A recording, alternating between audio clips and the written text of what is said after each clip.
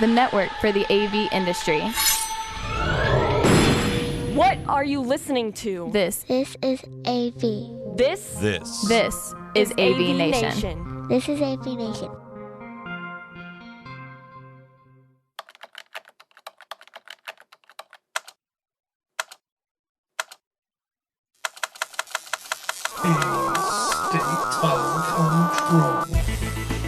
A state of control. This is A State of Control, Episode 12, recorded Wednesday, August 20th, 2014. TMC to CYA.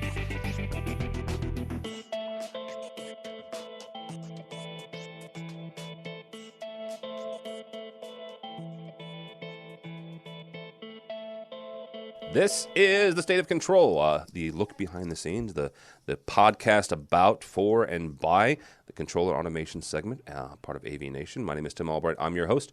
With us this month is Marc LaVechia. Marc is from BMA Software Solutions. How are you, sir? I'm wonderful, sir. Thank you for having me again. Absolutely. Also with us, as always, Mr. Rich Fregosa from FregosaDesign.com. How are you, sir? Mellow greetings from the West Coast. Mellow greetings. Good one. You know, Marc is from the West Coast too. You didn't hear him say that. Yeah, but we're not. I'm from Southern California. We're not so mellow down here. Oh. Exactly. He is from the independent state of Los Angeles.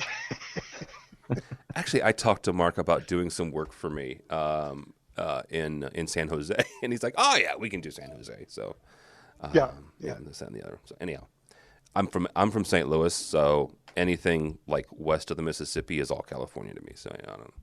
Right. You're all hippies. Also with except for Chris Backus. Chris is from AMX. How are you, sir? I'm doing outstanding. Thanks for having me. Absolutely. Chris is from AMX. He's actually my contact, Steve's contact. Anybody that wants to learn anything about AMX, that's what he does there. So, and he's answered several stupid questions by me. So, including, how do I log in and how do I get my video? Last but not least, our executive producer extraordinaire for State of Control, and I will point out the newly elected AMX VIP committee chair, one of the three committee chair people. How are you, sir? Mr. Steve Greenblatt. I'm doing great. I'm glad to be back and glad to have another episode on the way. And explain to people, because I did a horrible introduction there, what the VIP executive committee, it's not executive committee, but the VIP committee is. So the VIP is the group of independent programmers that are affiliated with AMX, and Chris is actually in charge, and he's our leader, which has been a great asset, and he's decided to put together a small steering committee to help him guide the direction of the program and also be a voice for the community at large. So. Very cool. And you are one of the three members. So. Yeah, we're looking forward to it. Yeah, I am too. So. All right. On this episode, we're going to talk about subcontracting in the AV industry. My real job, my full-time gig, and the thing that kind of makes AVNation special, at least to me, is the fact that everybody here, we all work, I shouldn't say it this way, we all work for a living. That sounds condescending to our wonderful journalist friends, but we're all in the industry. We all, work and live every day. We're in a rack somewhere, our heads are in a computer typing code somewhere. This is what we do on a daily basis. And my 9-to-5 job, I'm the director of operations for a company called Innovad, Innovations and Design. We are a design consulting firm, but we're also a independent programming house, much like these three gentlemen here, Rich and Marc and Steve. You guys are all independent programmers as well, meaning you don't work for one integrator.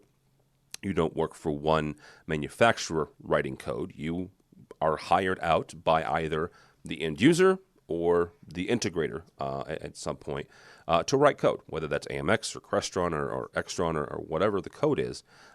We are all hired out on some level to write code. We interface with the integrator. We interface with the end user. Make sure that the code is clean. Make sure that it's all nice and pretty, and make sure that it's functional, right? And a couple of, I don't want to say months ago, is that right, Steve? We were talking about this on AV Week. Yeah, I would say about a month ago. about using freelancers and about using subcontractors. Actually, it was with Paul Konikowski, and he's had some bad situations. He's had some bad episodes using subcontractors. And so Steve and I were talking, and we thought it was good. It was a good, State of Control is a good platform to talk about it, simply because this is what we all do on a day in and day out basis. Steve, we'll kick it off with you. This is one of those things that, there are good things about using subs and bad things about using subs. Let me ask you, I guess, this way.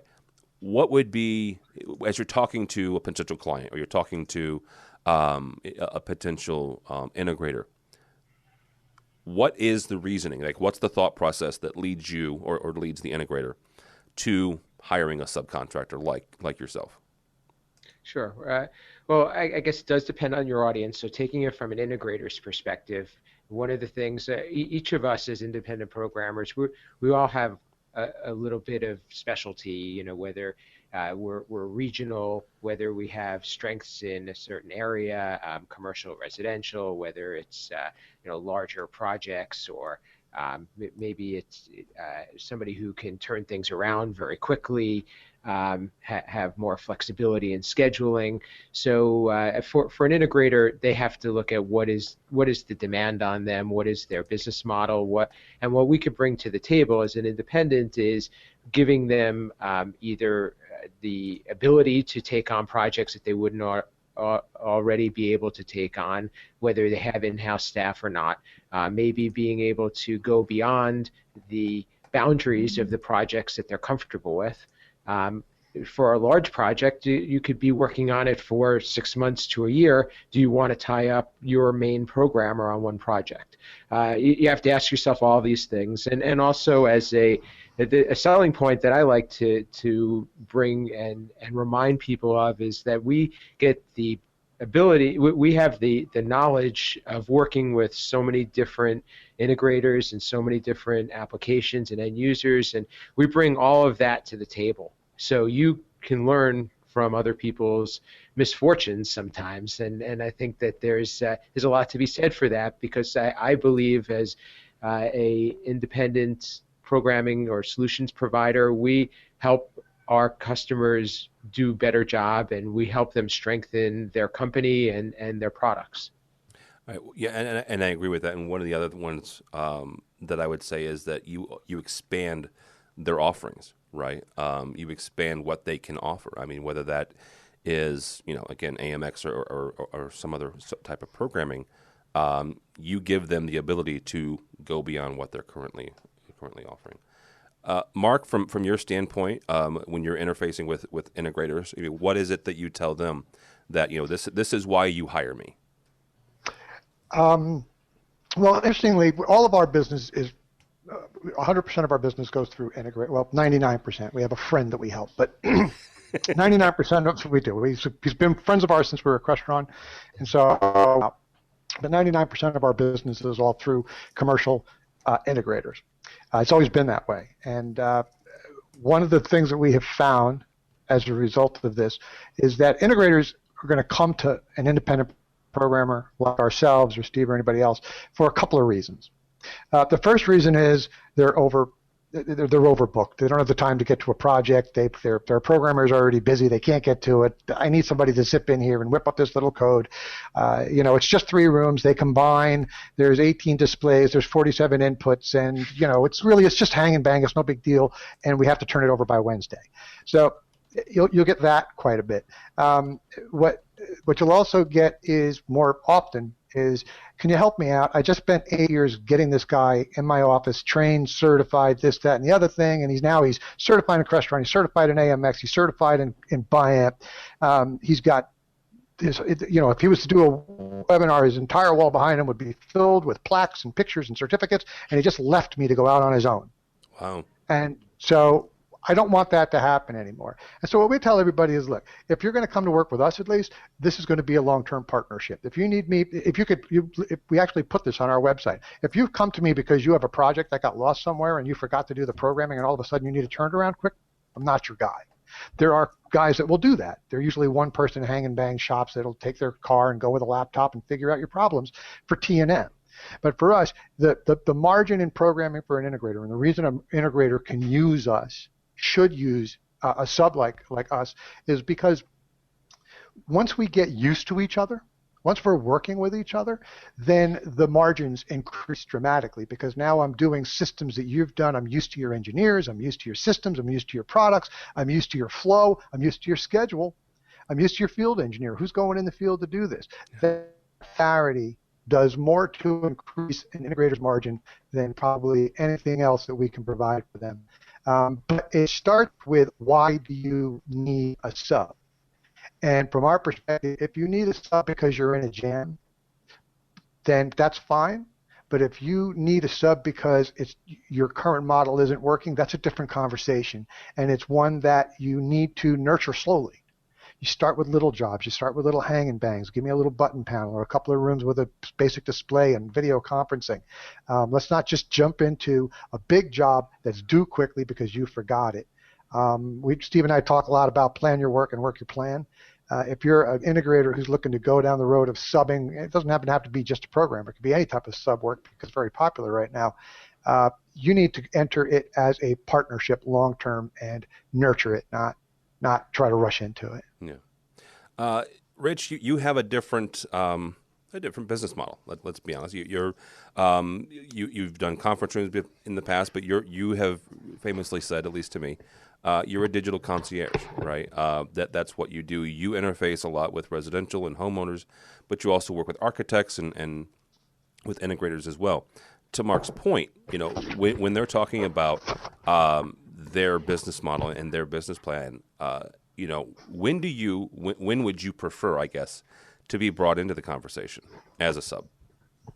Well, I think anybody's going to say that they would prefer to be in as early as possible, But the reality is, what Mark was saying is, yes, there's absolutely a market for a long-term partnership, and a long-term partnership comes from planning and building on something that's already a stable platform. I think that for a lot of integrators, that forces them to rethink their process in order to be able to onboard a subcontractor or a third-party programmer.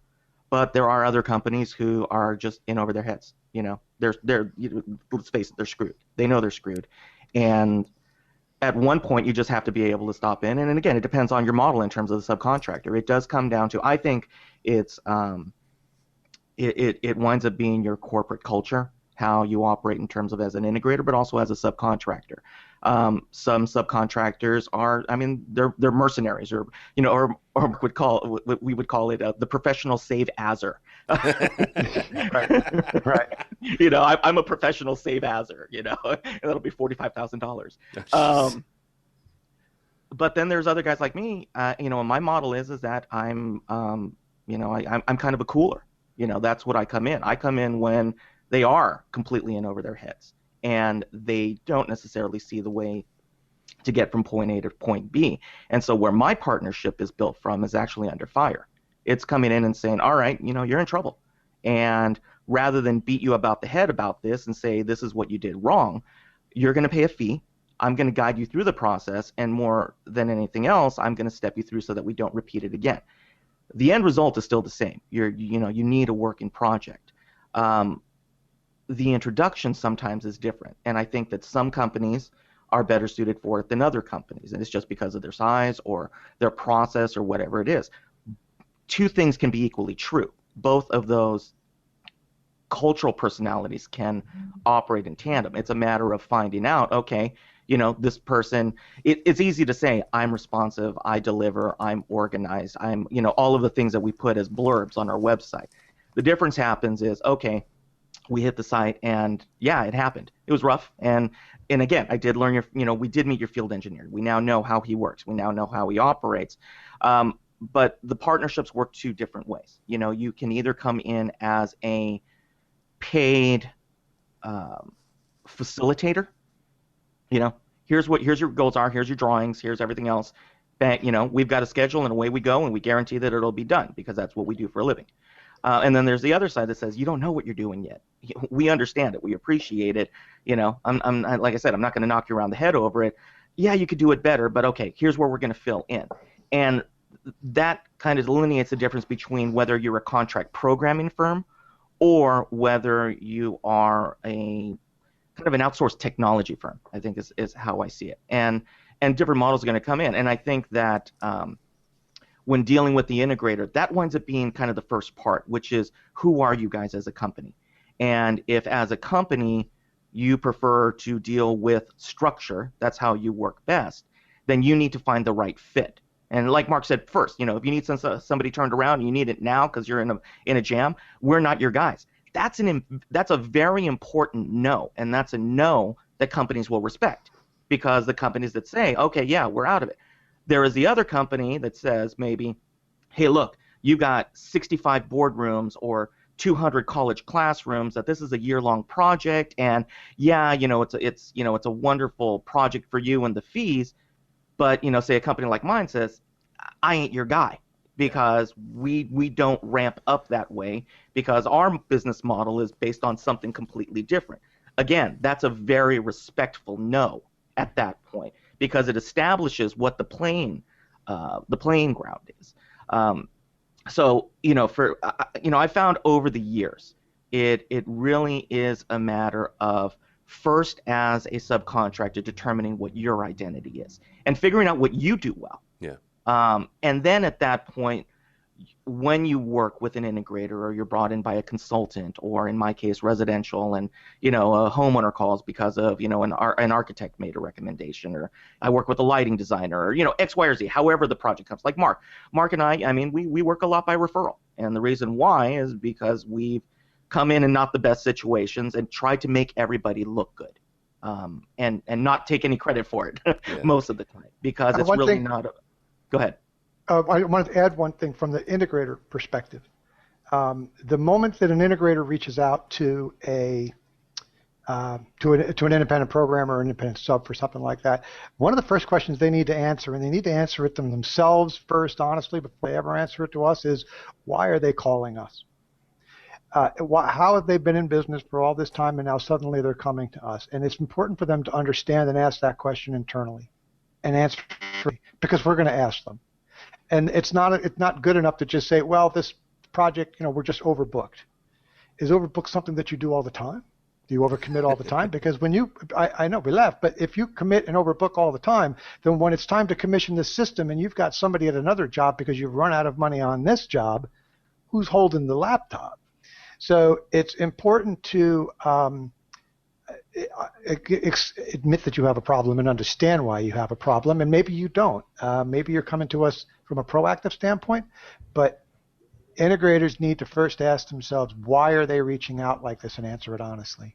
Yeah, and that's the 12-step plan of integration. Yeah, I was just about to say that. First admit you have a problem, and surrender to a higher power. The design. I am an integrator, and I outsource. Oh. And there's nothing wrong with that. Just well, in the end, what we find is that we almost always find that once an integrator starts working with us and gets used to our process, and we get used to their process, they can bring us their strengths, we can bring them ours. We can help each other's weaknesses. Once we find that marriage working out pretty well, it's like a rock, man. You can't break it, and you become a part of their fabric, and they become a part of yours, and it just becomes a natural working relationship done right. Yeah. And I agree. I mean, I agree with Mark. I think that a big part of it initially is with integrators, and again, I mean, I've said this time and time again. For whatever reason, there's a lot of people in this industry from a business ownership standpoint that there's an identity crisis. It's like what's mine is mine, and the thought of admitting that I've got a problem only contributes to the spiral sometimes for these companies. And the way that our market is changing, it is completely more about collaboration than competition. And I think that the integrators that start looking at saying, like Mark was saying, here's what I'm strong at, here's what I'm not strong at, here's where the issues are, and be able to honestly articulate them with other partners. I mean, it's the same as your manufacturer. I mean, there's no reason. I mean, how many integrators don't reach out to their manufacturers? They complain, or they'll say, this doesn't work, or, this piece of junk, and blah, blah, blah, blah, blah. But from the design time or the engineering time or the front end time, they never made the call necessarily to say, here's what I'm thinking. I'd like to make sure I pull it off. So, sometimes part of the process that I think that outside parties can bring is flattening out that feeling of it's okay to reach out. And the more you learn to reach out and the more that you learn to collaborate, actually the easier your job gets, even with just your internal people, because you're establishing a method of communication that's effective for everybody, as opposed to saying, okay, we're in the weeds and we just, we'll kind of, they ostrich it, it'll fix itself until it doesn't fix itself. Yes. That's always a fun one. All right, Chris, from a manufacturer standpoint, and the reason I wanted to kind of bring you in on this is AMX and other manufacturers do as well, but AMX has a program that supports independent programmers. Your guys' is called VIP. How do you guys, first of all, how do you support independent programmers like the three of us here, or the four of us here? What is it that you, from the manufacturer standpoint, besides the training and stuff like that, but how do you get us connected with integrators and architects and things like that? Usually what we're doing is we're finding a way to do some of that upfront research on your behalf. As far as a lot of the other comments that we just had here, I think are spot on in terms of knowing what you're good at, and that's important for us to get the dealer force and our channel partners to recognize what their strengths are. Some of them have great programming strengths, others don't. There's a huge range there, and so plugging in opportunities, because every project's equally as important, is to make sure that for them to be successful, they either have this the strength on their own team, or we need to align them up with a partner who can do that. And so as a manufacturer, one of the things that we're trying to do is really that upfront job research to see, okay, what type of vertical are we in?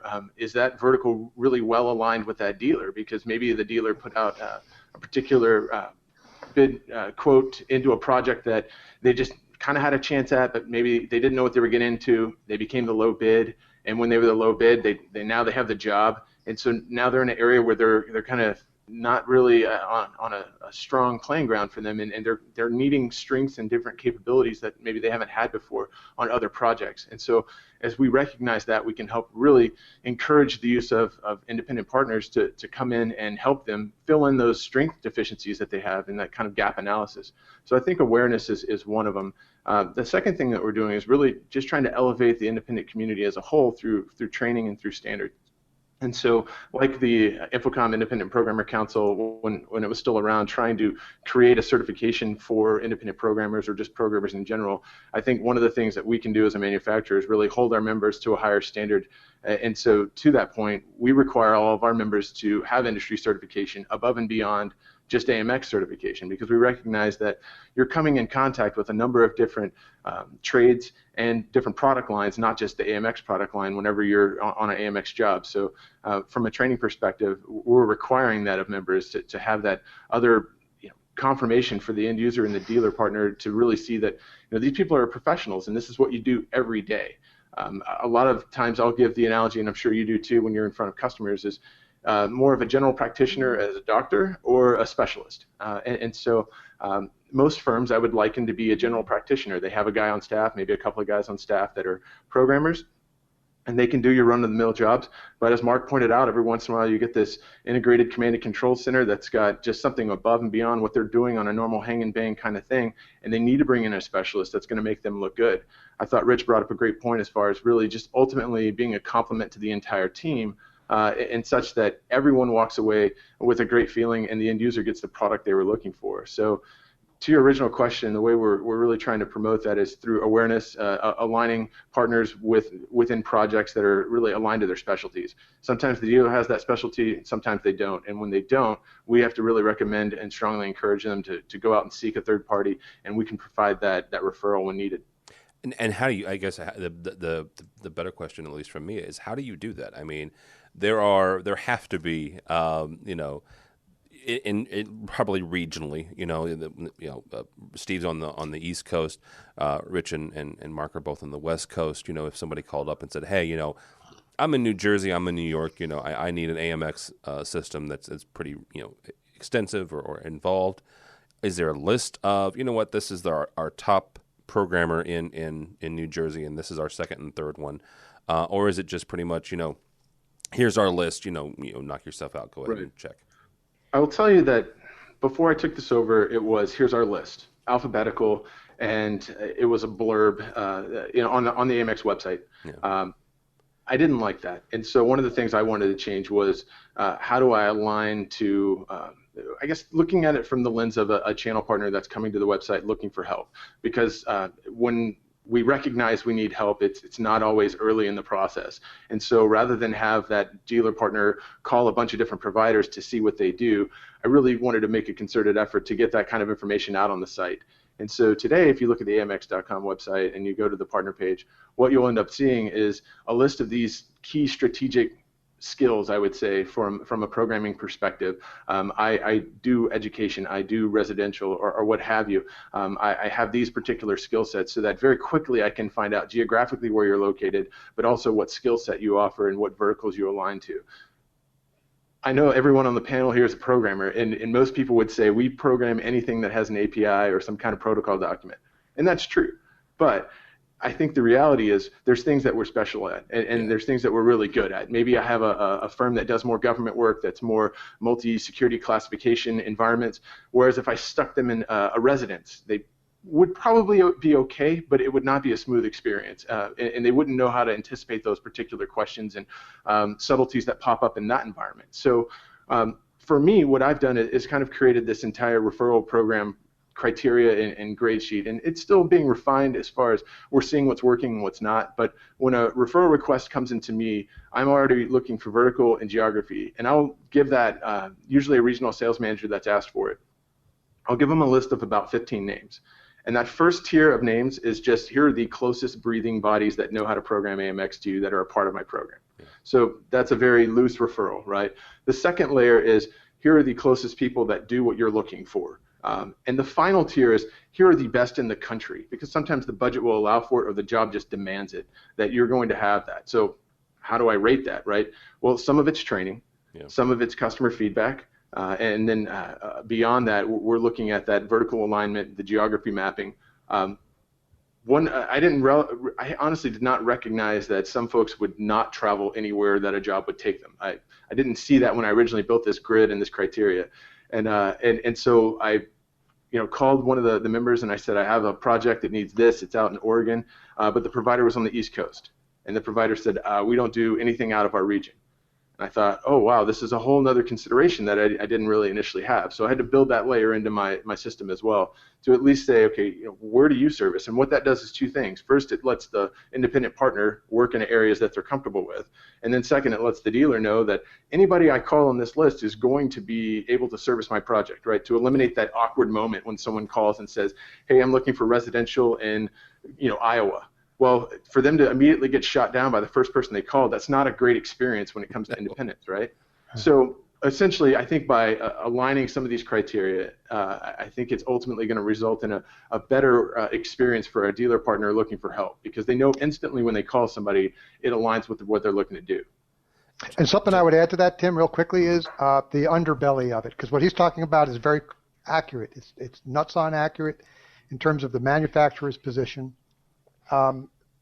From the independent programmer's position, or even when I was at a manufacturer, there is also the unspoken knowledge of, who's good and who's not in a region. Yeah. Most people know what's going on, and so a lot of times a rep, maybe an integrator, will contact their local rep and say, I got a project, who would you do?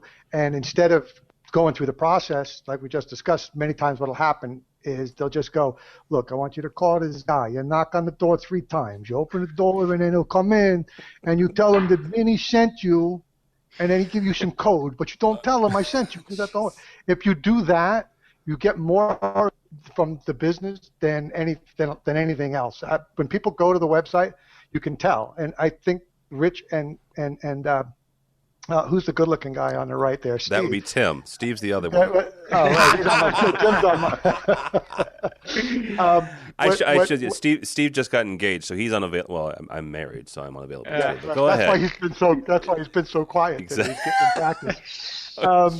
So the point I'm trying to make is we'll get calls from people saying, hey, I went to the website, I picked out your name and so forth and so on. And a lot of times what happens is the first thing we ask is, am I the only one you're coming to? And they'll go, no, I went to the website, I took everybody's name, and I just blasted it out to see who would respond. And from us, that's a real tell. And so what we encourage people to do is go to the manufacturer. I'll tell them, if you don't know me well enough, you go to the manufacturer, and if they won't give you my name, then I got a problem. Yeah.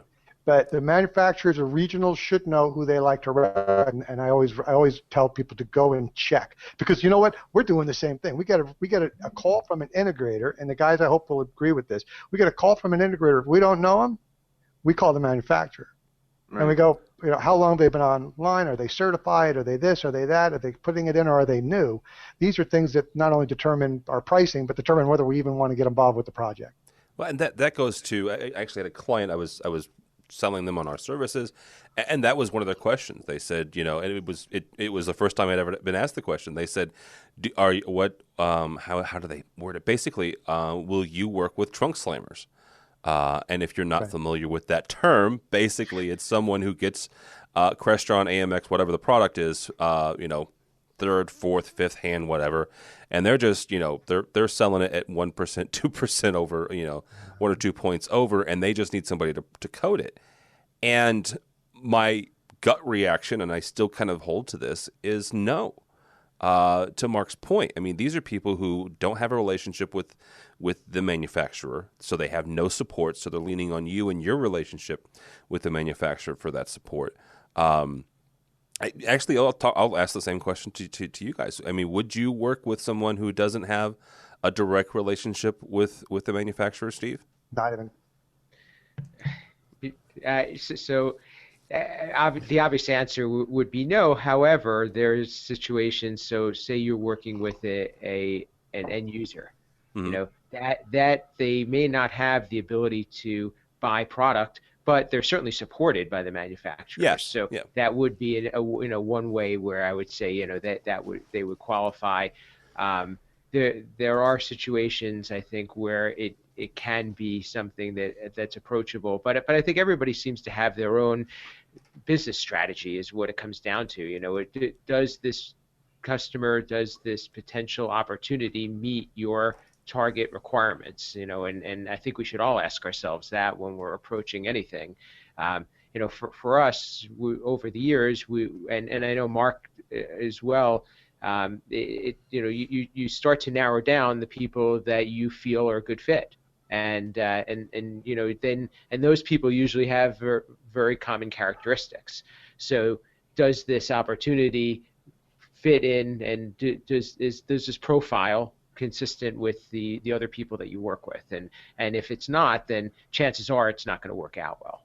Yeah, I think the business reality too, I don't remember if it was Mark or Rich, is the last guy holding the laptop. And that's typically us, and as the programmer on site, finishing out a project, commissioning it. And so, as the last guy in, last one who touched it, if you're not working with someone who's reputable, did they leave you out to dry? And so you're out to save the project and not get paid because they're long gone. And so that becomes a risk that, to Steve's point, you really kind of whittle down that list of who you're comfortable working with. But anytime someone approaches you for the first time, you don't really know. And I think Mark's spot on by saying, contacting the manufacturer to say, what is their business history with you, to really kind of know whether you want to get involved or not. And that also does another thing where it brings awareness to the manufacturer level of who's touching that project, who's going to be handling this for the customer, and in the end that customer is going to have a good or bad experience, and we have to do everything we can to make sure it's a good one. In that particular case, that ship has sailed. They have a job quoted, sold, and there's probably product already on site. So it's really important, at least from the manufacturer side, that we're engaged to be able to help across the finish line, and then deal with the aftermath of how did they get product, were they supposed to, do we want to bring them in officially, do we want to get them trained? But I think the big key here, at least from the independent community, is knowing who you're working with, because in the end you're the last guy with the laptop at the job site, and that means you're the one that owns it, whether you sold the job or not. Well, and also, And listen, go ahead, Mark. I'm sorry, Steve.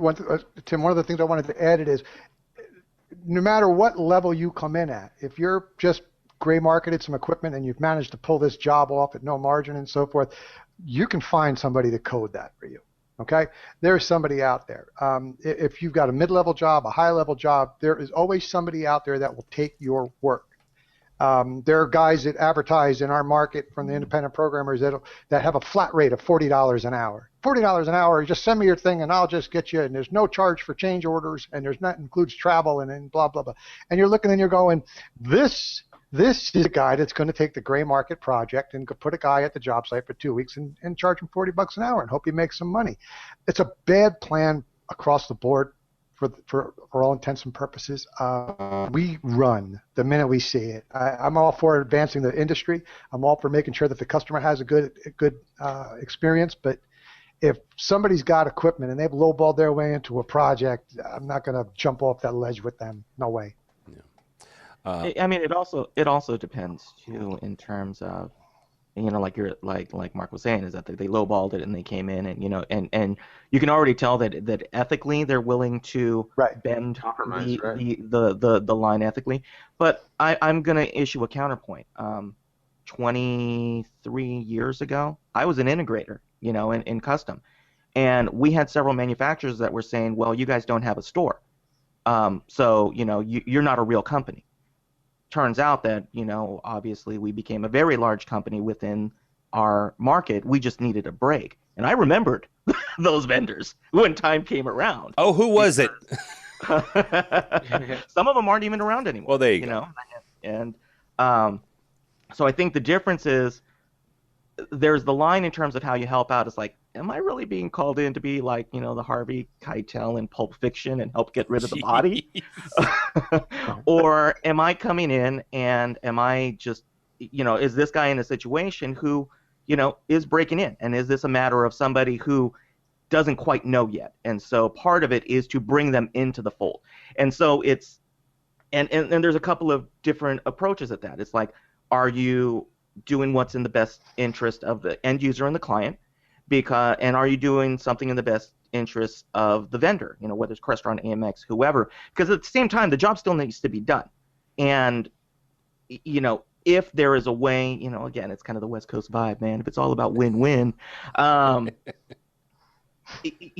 it requires that vetting. And it goes back to, again, how are you operating? Are you coming in and saying, like Mark was saying, is like, if the guy that's $40 an hour, he's just looking to keep, 3 guys that he brought in, who are interns or, came straight out of a computer science program, and he's just, making a buck here and there. That's completely different than taking a holistic view and saying, all right, what are we doing as a company? Are we building our industry? Are we helping? And it seems so weird from a business standpoint. It's like, am I doing good? Yeah. Am I doing good for the industry? Am I helping the manufacturer, helping the end user, helping the integrator, and creating something that builds the industry and our market? And at the end of the day, am I creating something that's bigger than myself from a business and profiting from it? I mean, again, more importantly, it's like, it's got a pencil. I'm not going out and doing it as a not-for-profit status. But again, it comes back to, from a subcontractor standpoint, look, man, there's lots of great hired guns out there, but they are hired guns. And it's like, and if everything ain't there, they walk and say, nope, I'm not coming back until it's ready. That's one great approach because it keeps everybody honest. Yeah. There are other ones that are saying, look, man, you don't even know what you're doing yet, so this is going to hurt, and like Chris was saying, is like, at this point, it's like, yeah, I'm the specialist who got brought in. Yeah, you don't have a hangnail here. You got something a little bit more serious. But we're going to get you through it. And go ahead. Go ahead, Steve. I was going to say, I'd also argue that some of the integrators who do very good work do it on their own, and they may not be somebody who, as an independent, we can work well with because they're not used to working with anything outside of their confines. They don't really have skill, not the skills, but the comfort level of having to communicate outside of their organization. Or the infrastructure. And we found some difficulties with that. And sometimes, what I say it may come off the wrong way, but I say many times to my team that if the need wasn't there, if there wasn't a deficiency, then we wouldn't be called upon. Yeah, absolutely. I would add to that, though, that one of the first things we tell an integrator when we get involved with them, we can talk about who's certified, we can talk about how good you are, how good we are, we can do all of that. But in the end, it comes down to one thing that most everything else does, which is we got to figure out how to communicate with each other, because after years of having your programmers in an office, in a cubicle, sitting there writing code, and having Benny, the field engineer, swing by, tap him on the head and go, hey, we're not going out there tomorrow because it's been pushed out, so we're going to go out next Thursday, instead work on this, we're out of sight and out of mind.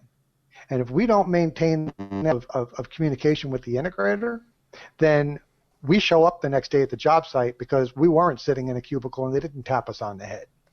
And now all of a sudden I'm at a job site with a laptop and nobody to love, and they're moving on to another project that they think I'm working on.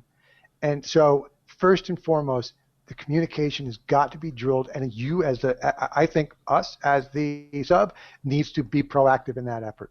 We can't just sit and hope tell the integrator, we need to make sure you're communicating with us, and then wait for them to communicate. It's got to be two ways.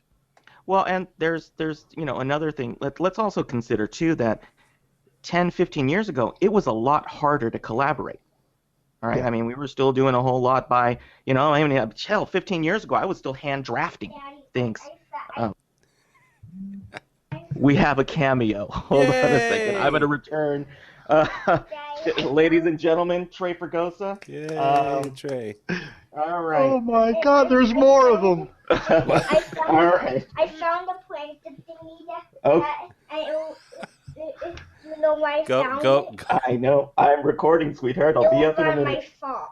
Okay. All right. And away he goes. Oh my God, it's Mini-Me. Well, he has a little more hair than Rich does. Yes. It was bound to happen, so he wanted to make his first cameo appearance. Okay. Scooby-Doo is already on, and then at this point,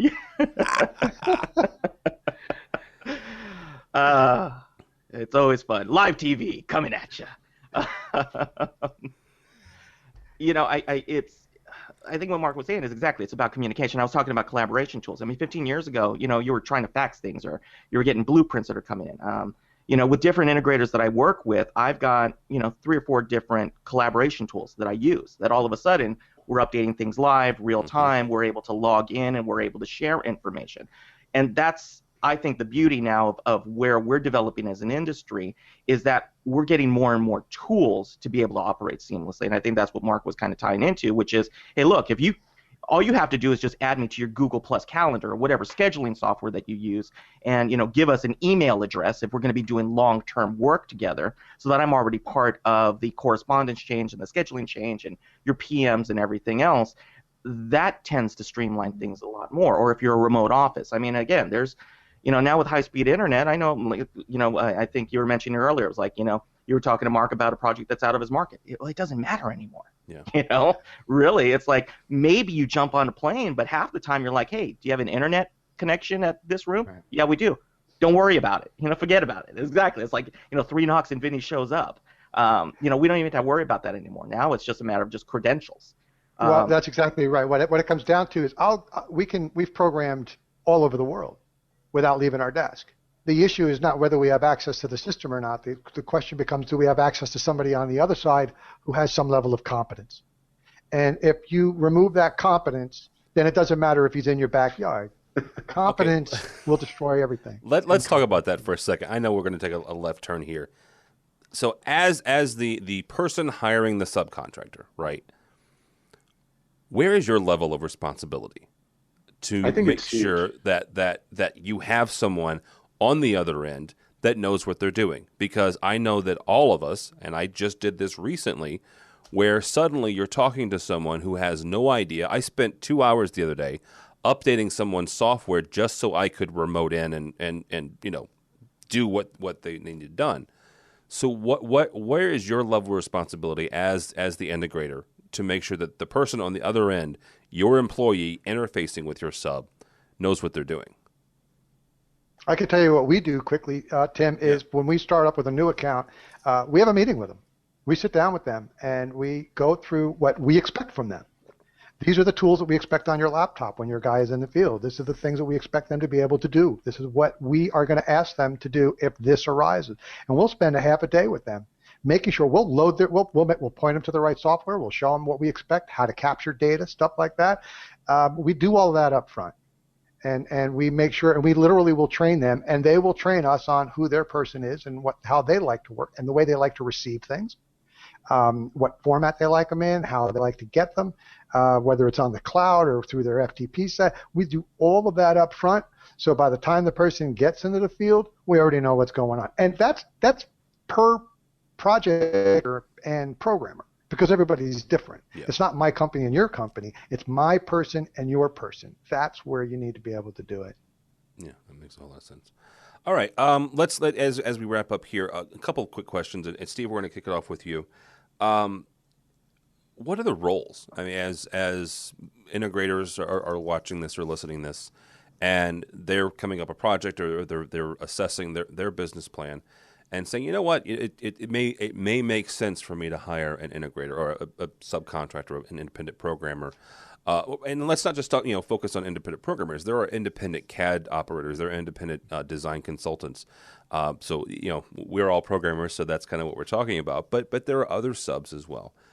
Sure. What is it that you're looking for, and how do you assess what it is that you need from an integrator standpoint? Well, and also let's not limit our conversation to integrators, because I think it can go to consultants, it can go to end users, technology managers, so forth.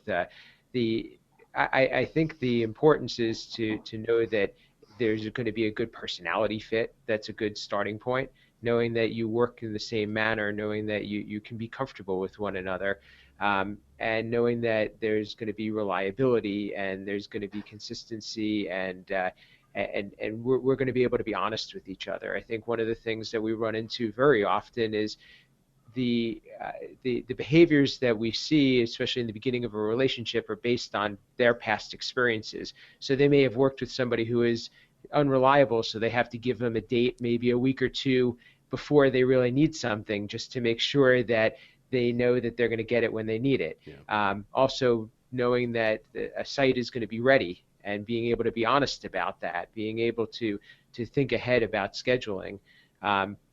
But in terms of the skill set and the roles, I think many independents provide a lot more than just programming. I don't see how we could do that. I mean, I think that we all help to define the functionality of a system. Troubleshooting is huge, a big part of what we do.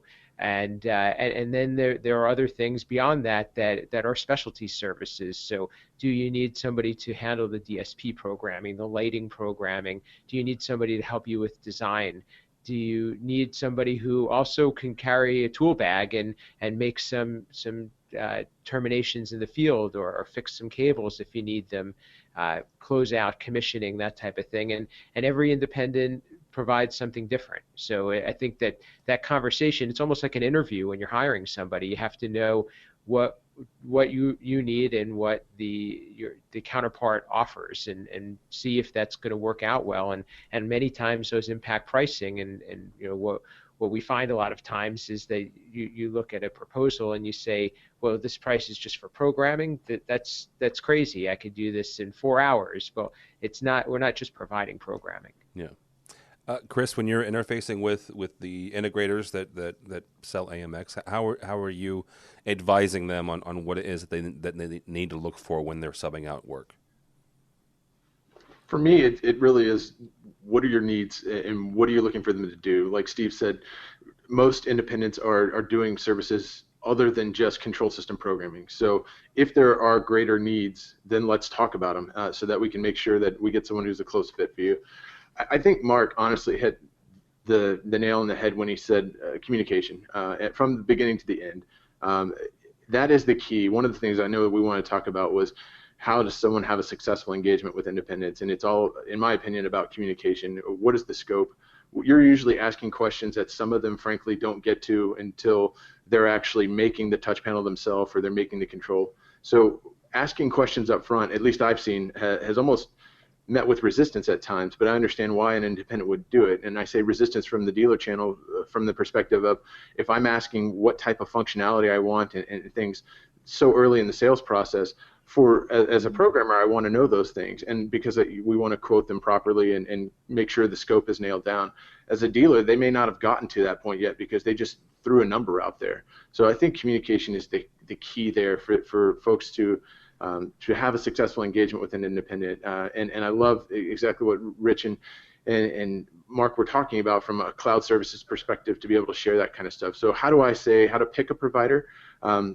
We've identified that different behaviors at the dealer channel are not a fluke, and I think Mark is the one that pointed this out earlier as far as when you see maybe a last minute call, well, is that a pattern or is this just the way they work? And so kind of understanding what you get into. So I know you wanted to ask the question as far as, how do we assist them with making an alignment, but most of that has to happen beyond me. If a regional sales manager has a working relationship with that particular dealer or integrator, then they're going to understand those behaviors a little better than I would here at the global headquarters. But as a manufacturer, really, I think to everyone's point here, it's going to go smoother if we're communicating, and it's going to go smoother if those behaviors align with one another. Because if you need a lot of communication and they're willing to give a lot of communication, that's going to be great. If those two do not line up, it's going to be quite frustrating. Yeah, I can see that. Mark, from your standpoint, how would you advise an integrator or a dealer or a consultant to do what is it that you would tell them to look for in subbing out work? First thing that I would tell them to look for is the manufacturer. To be honest with you, that's the first place to go. Go to the manufacturer and find out who's doing good work for them, who's got the reputation, and I say that. Because the reality is there are too many people out there that are doing what we do that shouldn't be doing it. And so as a result of that, and I get that, everybody's got to make a buck, but in the end, the manufacturer their product is at stake. Yeah. I talk about us being the last one with the laptop, but when we're done with the laptop, it's the hardware that stays behind. And I think we all know that if you go into a room and you push a button and it doesn't work, I don't care if the device you're trying to control has been pulled from the rack, they're still looking at the touch panel and going, this thing's a piece of garbage. It doesn't work. So the manufacturers have a vested interest to make sure that the right people. So I would tell the integrators, go there first. The next thing is when they give you somebody, you sit down and you have a meeting with them. There are certain things that we especially from a programming standpoint, are going to look to hear or not hear from you. Let me give you an example. One of the things we prefer not to hear from an integrator is, we need you at the job site. Do you have a hard hat and steel-toed boots? Generally speaking, if a job needs us to show up in steel-toed boots and a hard hat, you're not ready for the program, okay? You're not ready for the hardware, but you're definitely not ready for the program. We want them to ask, do you have, let me get your certificate of liability insurance. Let me see your workman's comp. Let me see your automobile insurance. What are your certifications? And more specifically, what are the projects that you've worked on? Because if we're doing our job, we're going to ask them the same question. Steve knows that about 2 or 3 years ago, there was a massive project going on in Houston, massive. That our programming bid for it was over $2 million. That big. Yeah, that big. And a lot of people out in the industry are familiar with the project. We were one of 3 programming firms that were brought in to interview with the customer, big, massive customer in Texas. When I went in, one of the reasons that I lost the job was because when I sat down with them, and Steve knows this because we talked about it a lot, when I sat down with them and they went, well, so this is what we're doing and blah, blah, blah, so tell me about yourself. And I said, well, before I tell you about myself, I really need to find out about you.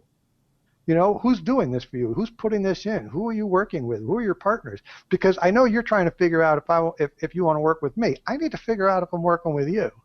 And that was pretty much it. I lost the job at that point because they were like, what do you mean? You don't want to work with us?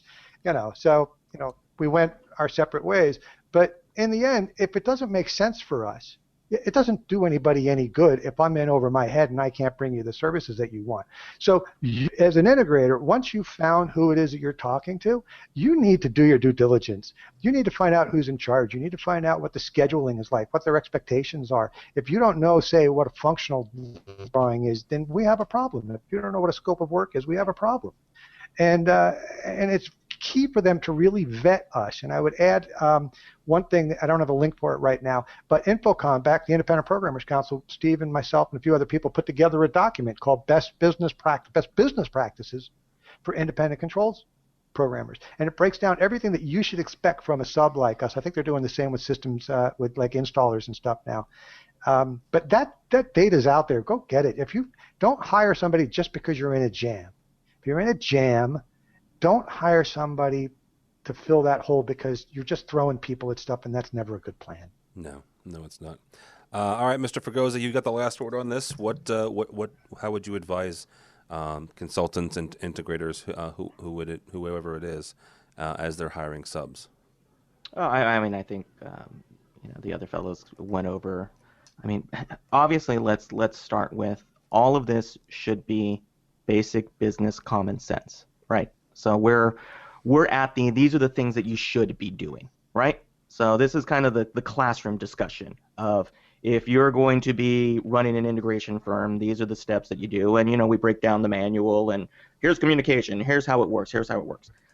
Yeah, maybe I'm the black sheep, but it's like, look, chances are if you're calling me, you didn't do it right the first time.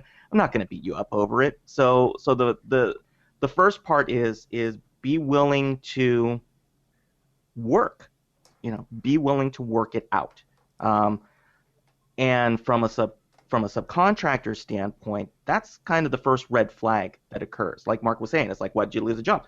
Because they weren't talking to me. They were talking at me, but they weren't talking with me.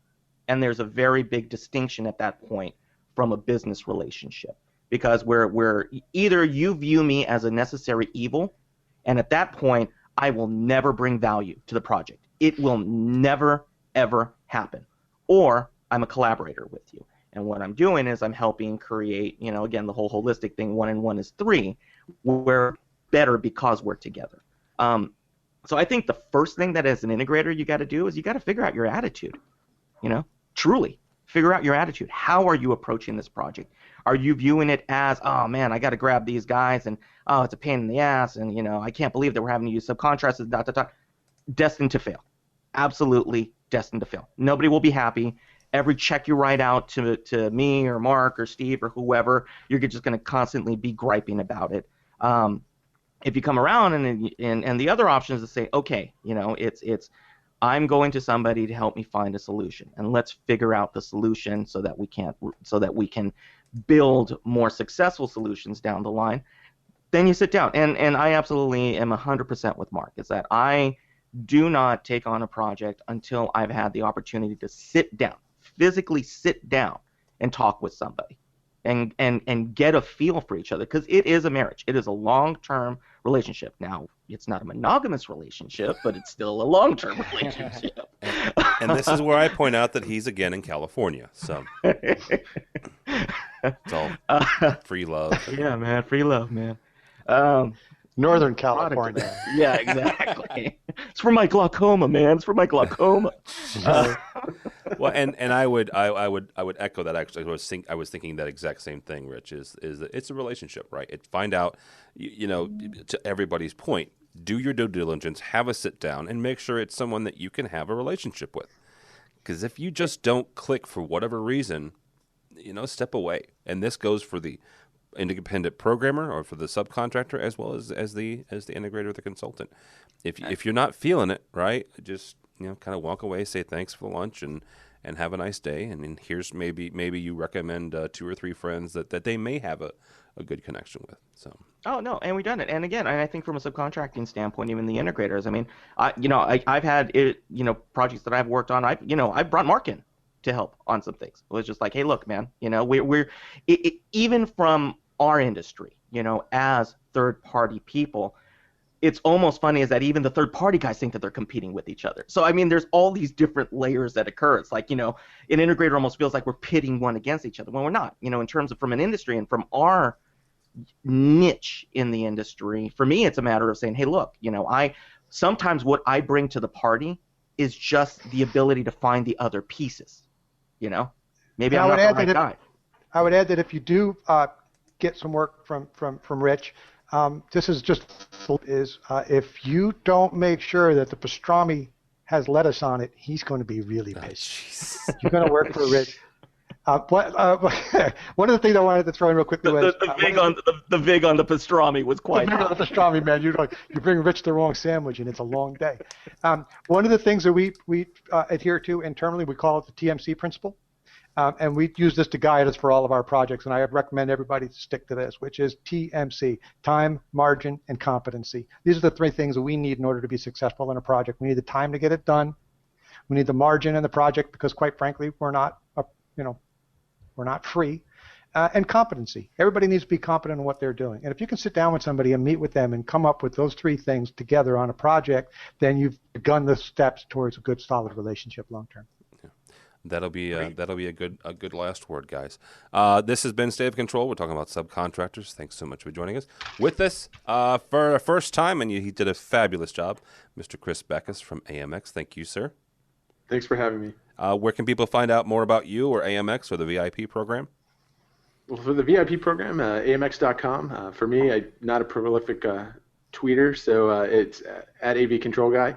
But I do more watching of guys like you and Mark and Steve. But that's where you can find me. All right, very good. Mr. Marc LaVechia from BMA Software Solutions. Thank you, sir. Thank you, sir. Always a pleasure to be here. I'm at bmasoftwaresolutions.com, or you can find me and my 56 followers in Twitter. Whoa! Look at there. At Marc LaVechia. All 56. Well, it might 56. be 54. I have 55, so you're ahead of me. So, Mr. Rich Fregosa Design, sir. Thank you, sir. Oh, my pleasure. Various kernels of the interwebs at our Fregosa on Twitter, fregosadesign.com, and in 3 weeks or so, actually exactly 3 weeks, you will see us in lovely downtown Denver at CYA Expo 14. You can still sign up for free show floor passes if you go to expo.cydia.net and use code CT3. Come on and see us with the AVNation as well. Hopefully be doing a little bit of roving reporting as an embedded correspondence there, and good time. So hopefully the next time we're on, Tim and I will actually be in meat space. Oh goodness.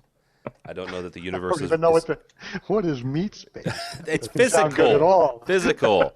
It's like you and me and Steve at whatever the Rosen Hotel at Orlando last year. It's a Northern California closeness thing. Yeah, we're going to align our chakras. I don't even know what that means. So, Steve, help me here. Tell somebody about yourself. Sure. You can find me at Steve Greenblatt on Twitter, LinkedIn, all those types of things. Company website is controlconcepts.net. One thing I wanted to share, Tim, you and I did a great webinar last week with Commercial Integrator. I think that would be a big benefit to this audience about control and automation. It was a lighthearted debate, but I think we touched on a lot of great topics and really looked at things from different facets. No, I don't. Just the last thing, Mark and I are working on something for technology managers called Tech Talk, and you can find it at techtalkav.com. Yeah, very cool. I'll put a link up on the webinar for the webinar on this show's page as well as to Tech Talk. It was a fun debate. It was a debate, but it was also we talked about kind of the future of home of the future of control and automation and at least where we see it going, and we answered some questions from the webinar audience. So Tom LeBlanc from Commercial Integrator was a good moderator for it. So it was a good conversation. So my name is Tim Albright. Don't add any more to my 53 followers, but go by the website if you would, please, AVNation.tv. AVNation.tv, you'll find this program and a host of others. DIY, which is a do-it-yourself kind of an AV, home do-it-yourself type podcast. AV Social with Dawn Mead and Kelly Perkins. We've got an education podcast, obviously this one. Our weekly roundup of AV news and information is called AV Week. So you'll find all sorts of information. Also, we're starting a newsletter starting next month. So there's a sign up form there if you're interested in finding out more about AVNation. So AVNation.tv, AVNation.tv. Thanks so much for listening. Thanks so much for watching. This has been A State of Control.